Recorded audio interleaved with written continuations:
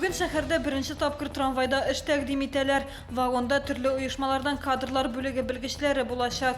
Биредә мәшгульлек үзәге хезмәткәрләре дә вакансиялар хакында мәгълүмат бирә. Вагон 9 маршрут буенча иртәнге 7-дән кичке 6-га кадәр йөри. Трамвайда йөрү бушлай.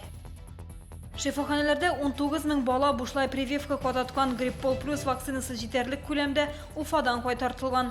18 яшькәчә 32 мең балага вакцина катарга ниятлиләр. Олылар өчен вакциналар якын арада кайтырга тиеш. План буенча 140 мең шәһәрдәшебезгә прививкалар ясалачак. Белгечләр гриппның беренче агымы ноябрь азагында, декабрь башында булыр дип фаразлый. ЮХИДИ хезмәткәрләре республика халкына якын арада тәгәрмәчләрне кышкыга алмаштырырга киңәш итә. 7 октябрьдән һава торышының кискен бозылуы көтелә. Кар явуы ихтимал, юлларда бозлавык.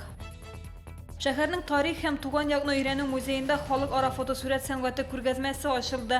4 якка дип исемләнгән экспозициядә дөньяның төрле почмакларыннан төшерелгән 200-дән артык эш куелган. 50 автор арасында шәһәрдәшләребез генә түгел, Белоруссия, Казахстан, Төркия, Чехия, Босния, Болгария, Төньяк Кипрдан да үз эшләрен куючылар бар. Бу һәм башка хәбәрләр турында тулырак яңалыклар тапшыруында ул 19:10 эфирга чыга.